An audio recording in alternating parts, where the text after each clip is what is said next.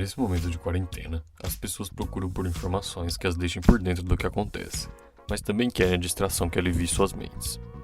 Com certeza você já se encontrou nessa situação, e é mesmo inevitável. Ao mesmo tempo, as várias expressões culturais se diferenciam por conter esses dois lados da moeda. Não é à toa que um dos maiores marcos desse período é o boom do consumo da música, dos filmes, das séries e das artes visuais. Tudo isso carregando muita diversão e reflexão para o público. E falando em público, hoje você vem com a gente explorar um pouco desse universo do contato com a arte e o que tem mudado nessa relação com o impacto da Covid-19 na indústria cultural que estamos vivendo. Eu sou o Zé Egídio, diretor do Sala 33. Oi, eu sou o Thiago. Olá, eu sou a Juliana. Oi, eu sou o Wallace e esse é mais um Fora da Caixa.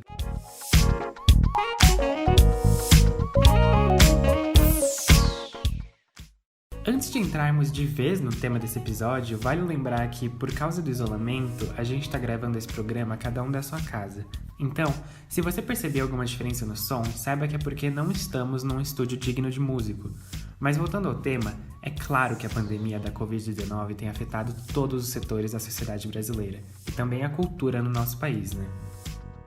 Pois é, Thiago. Em meio a tanto caos político, o que a gente vê é que os canais de cultura eles estão se reorganizando diante desse novo cenário. Os artistas, por exemplo, eles têm driblado o isolamento social por meio das mídias sociais, e a interação com o público tem crescido cada vez mais. Sem dúvidas, vale ressaltar também que seja através da música, do cinema, do teatro, das artes plásticas, a cultura sempre nos atingiu. Mas agora, com os assentos vazios e os sofás cheios, isso nunca esteve tão claro.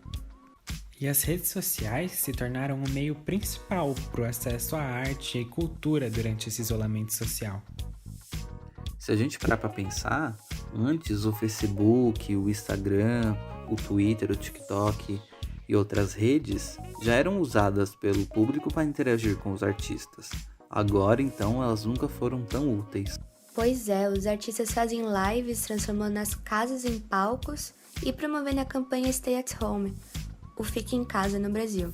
Enquanto isso, os espectadores interagem através delas e criam uma rede de solidariedade e empatia, permanecendo em casa e evitando a propagação do novo coronavírus.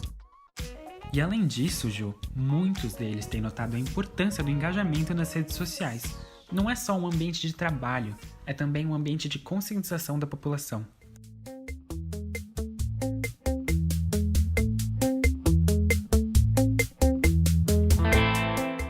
Já virou rotina ver seu artista favorito promover uma live que logo atinge milhões de visualizações e é comentado em todas as redes.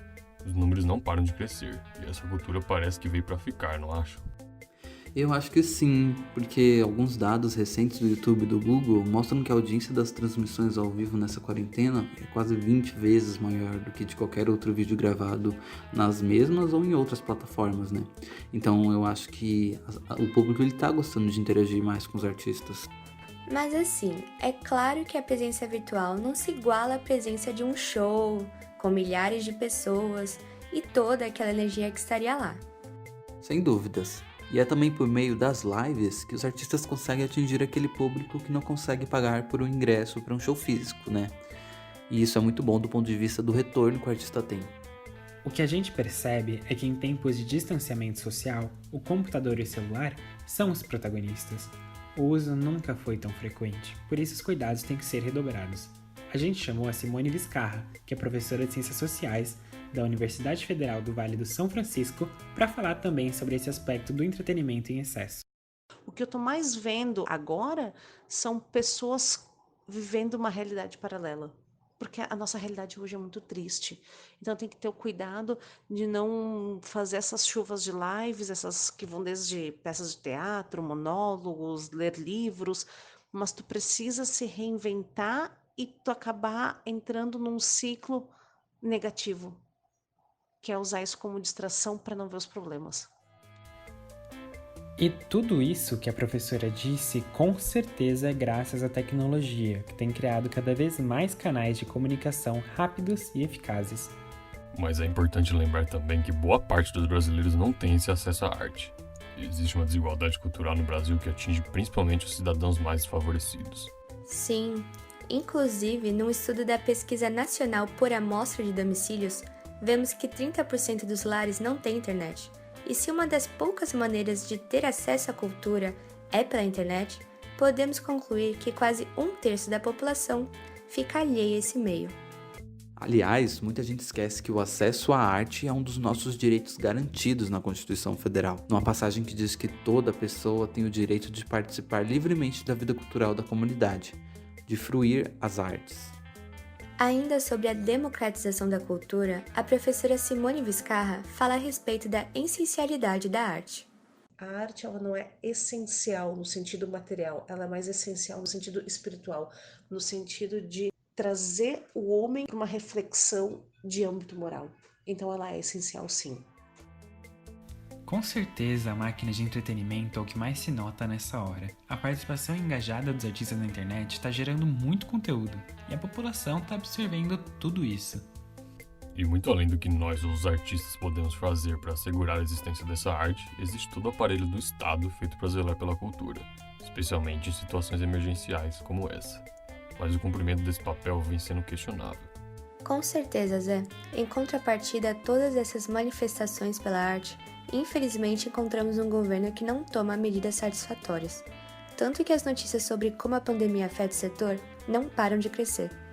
E elas estão crescendo porque, enquanto isso, as medidas adotadas pela Secretaria Especial da Cultura, como o adiamento do pagamento de parcelas de empreitadas culturais, são insuficientes para a classe artística, que já estava em crise. Então, Thiago, a situação já estava complicada no passado, né? A área do audiovisual, por exemplo, foi afetada pelos cortes de recursos em quase 43%, o que acabou deixando a cena ainda mais vulnerável. Mas agora, com a pandemia e com o isolamento social, os dados não são nada animadores também para o setor. Já hoje em dia, a gente não está vendo corte de investimento pela Secretaria de Cultura. Na verdade, não vemos quase nada.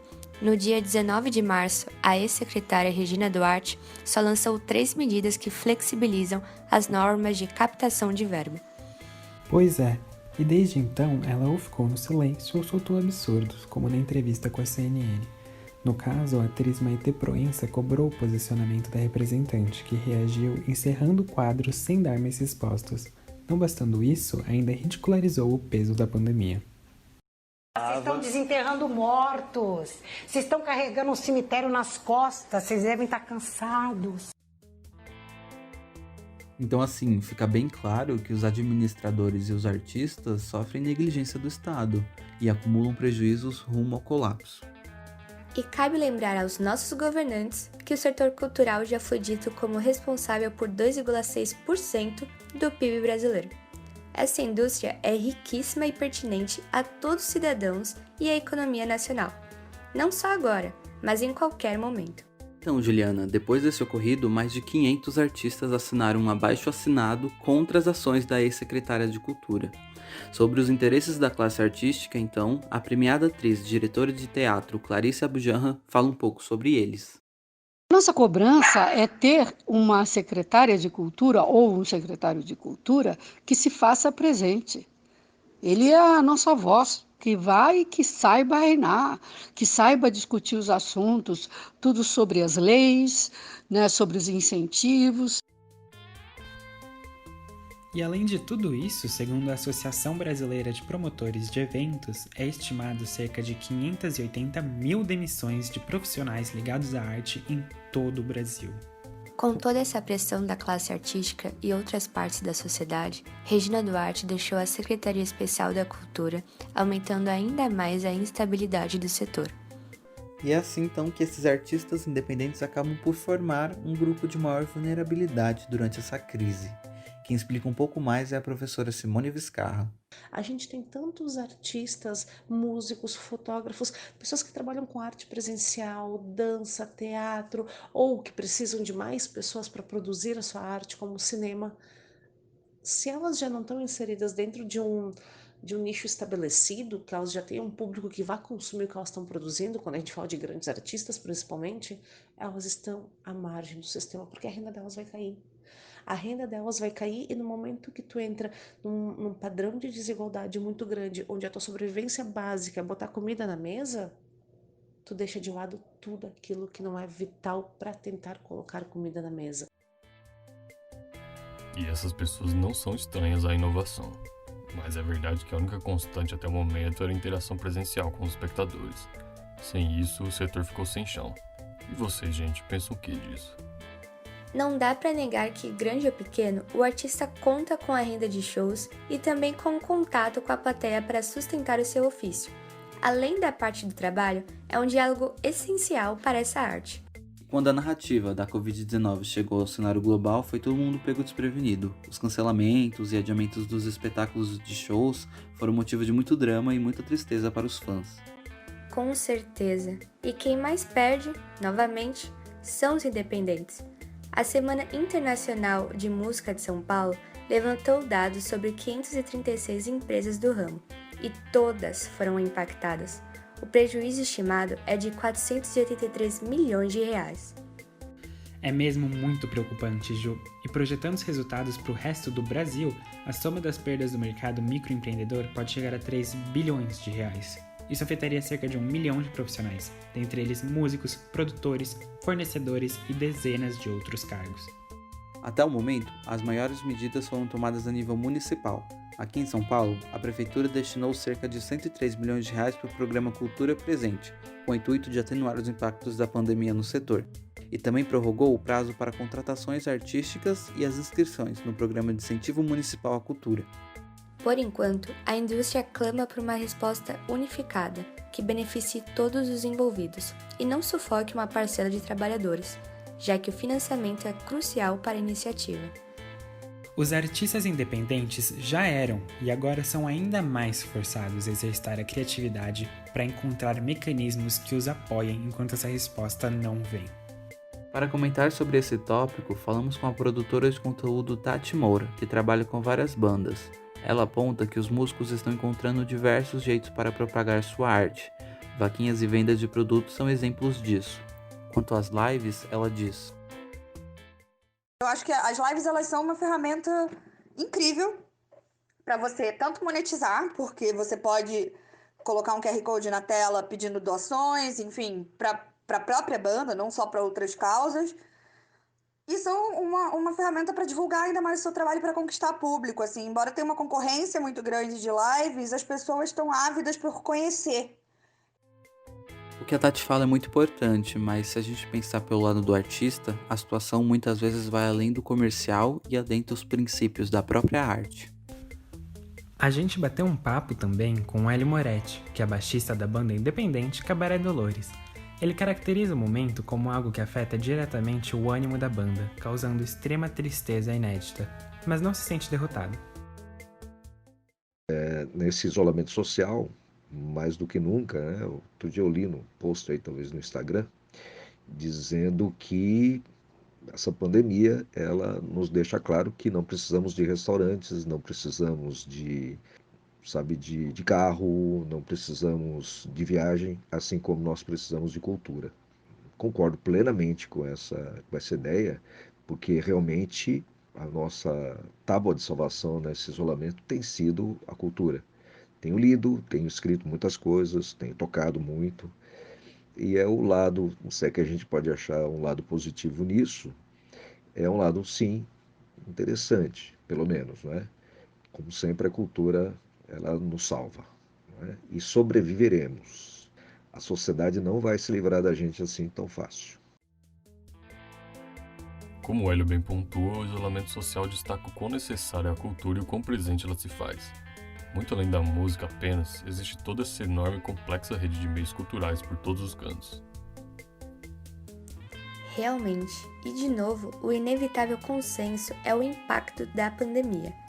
Todos os estabelecimentos que propagam a cultura estão seguindo as normas da OMS e sendo fechados. Nisso, os desenrolamentos da situação são vários, e a professora Simone também nos ajudou a esclarecê-los.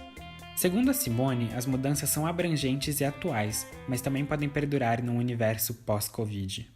Então a arte está se reinventando, as projeções nas paredes, as festas nas janelas. Está tendo um movimento literário agora no Brasil chamado Sacadas Literárias, onde convidam pessoas a lerem trechos de até 3 minutos da sua obra favorita numa sacada ou numa janela, ler e mandar para um site específico, do Sacadas na Janela, onde ele vai disponibilizar para que outras pessoas escutem outras pessoas lendo livros como uma forma de incentivar a leitura com crianças. Aqui é o meu caso, eu tenho uma criança em casa, ela tinha aula de teatro, a professora de teatro, 2 vezes por semana, ela faz pequenas esquetes, ela faz pequenos monólogos, lendo peças infantis para essas crianças. A Biblioteca de Toronto, no Canadá, ela tem uma central que está super lotada agora, que é uma central de telefonia de contos infantis, onde tu liga e tu escolhe o conto do dia, tem 2, 3 contos, tu escolhe a temática do conto e a criança pode escutar esse conto. Então, isso está agora na quarentena, bombou. Era um serviço que já existia antes, mas que está sendo intensificado, que a Biblioteca de Toronto está colocando mais linhas disponíveis porque pessoas do mundo inteiro estão ligando para isso. Eles estão ligando porque eles querem não perder o contato com o que eles tinham antes. Eles só estão procurando novas alternativas. Então, hábito com certeza vai mudar. Agora, o gosto, só esperando para ver. Tem lugares onde a quarentena já está começando a ser flexibilizada, que está voltando com o sistema de cinema drive-in, onde que tu vai com o teu carro, tu tem uma projeção de cinema gigante, de noite, escuro, ao ar livre, e as pessoas vão assistir o filme dentro do seu carro, que era uma prática antiga, principalmente nos Estados Unidos, antigamente se tinha esses drive-ins, era um sucesso. Isso provavelmente vai voltar. E aproveitando o assunto do cinema, Simone, a indústria virou cenário de muita atenção ultimamente, coisa que foi até comentada mais a fundo no programa 24 do nosso Fora da Caixa. Vale a pena conferir. A verdade é que, além do enorme prejuízo que já está estimado em quase 5 bilhões no mercado global, é temido também um colapso completo do cinema com a atividade presencial. Seria difícil imaginar que uma animação colorida sobre criaturas cabeludas que brilham e cantam Justin Timberlake seria o ponto de partida de um debate que põe centenas de empregos em jogo. Mas é exatamente isso o que está ocorrendo com Trolls 2. Essa situação é mesmo bem doida, Ju. O filme foi lançado diretamente nas plataformas digitais e já lucrou mais que seu antecessor. Isso porque a renda não teve que ser dividida com os estabelecimentos. Desse jeito, a Universal anunciou que continuaria a lançar seus filmes tanto em cinemas quanto no streaming, simultaneamente, até mesmo depois do corona. Nos Estados Unidos, a rede AMC, que é a maior do país, passou a boicotar as produções do estúdio em retaliação, mas logo ela foi acatada pela Associação Nacional de Donos de Cinemas. Enquanto isso, resta essa incerteza, digna de um filme. Nessa perspectiva, pelo menos o acesso aos filmes em si ainda é promovido, principalmente pela disponibilização gratuita de festivais e plataformas de streaming online. Alguns exemplos são o Festival Online Varilux, de cinema francês, e o streaming público da Prefeitura de São Paulo, o SP Cine Play. São ótimas pedidas para pegar aquela pipoca, sentar com a família no sofá e explorar os clássicos e também os filmes independentes que costumam passar despercebidos. Já dá pra perceber muito bem que nem só de Sandy Júnior vive o entretenimento online. E vocês, alguma recomendação? Dessas alternativas digitais, eu acho que eu gosto muito das ferramentas que o MASP utiliza para divulgar as obras plásticas, né? Imagina só, ter um museu na palma da sua mão. Isso mesmo, a curadoria do museu grava bate-papos toda segunda-feira às 6 horas no Instagram. Eles também postam novos conteúdos nas redes sociais com a série Curadoria em Casa. Eu soube até que dá para fazer um tour virtual pelo museu, através do site Google Arts and Culture. Agora o que resta é aproveitar essa oportunidade. Agora, quando a gente pensa no teatro, não existe algo que reproduz da mesma maneira, mas essa arte sobrevive com força.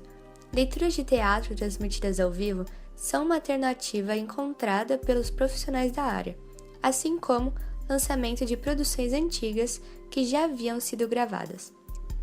Ainda na nossa conversa com Clarice, ela destaca que a perseverança é natural ao teatro e também a todo mundo artístico.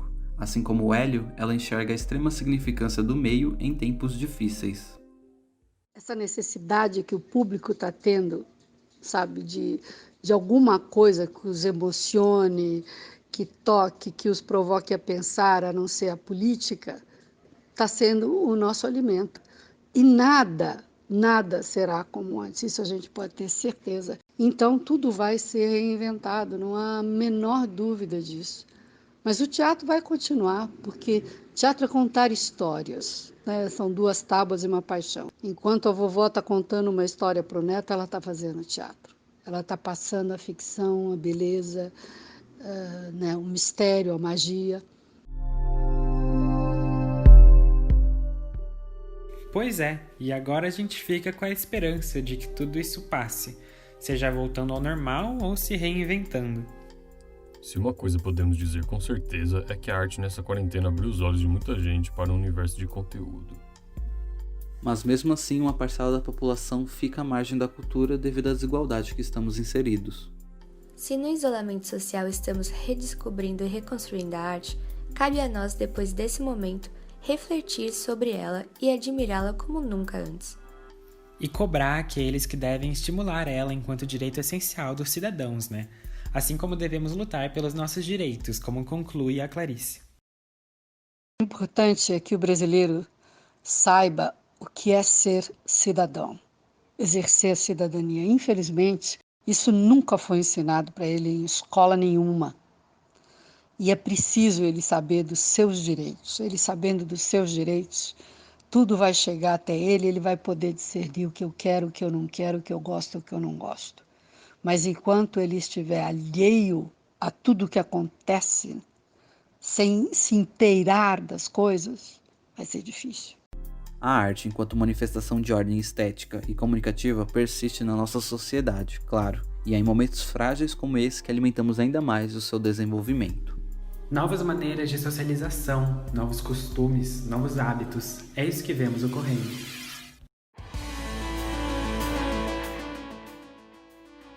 Deixando as especulações de lado, a única certeza é que a arte resiste e sempre resistirá. E como componente da cultura, também resiste a certeza de que ela que proporciona reflexão, divertimento e sustento de muitos. Nas ruas, em bares, nos teatros, nos cinemas ou no seu quarto. Seja pelo valor simbólico ou econômico, não podemos negar que a cultura é preciosa. E você, está lidando como com esse período de isolamento? Além de sofrer ao vivo com Marília Mendonça, não esqueça de aproveitar para expandir seu leque e apoiar os pequenos artistas do Brasil. Fazendo um apanhado de tudo que a gente conversou e debateu até aqui, acho que a conclusão é que tanto o público quanto o artista são extremamente importantes para que a arte exista e resista. Muito obrigado por acompanhar mais um Fora da Caixa com a gente. Nos vemos no próximo podcast com os repórteres do Arquibancada. Sigam lá @jornalismo júnior nas redes sociais e confiram as playlists e os outros podcasts no Spotify.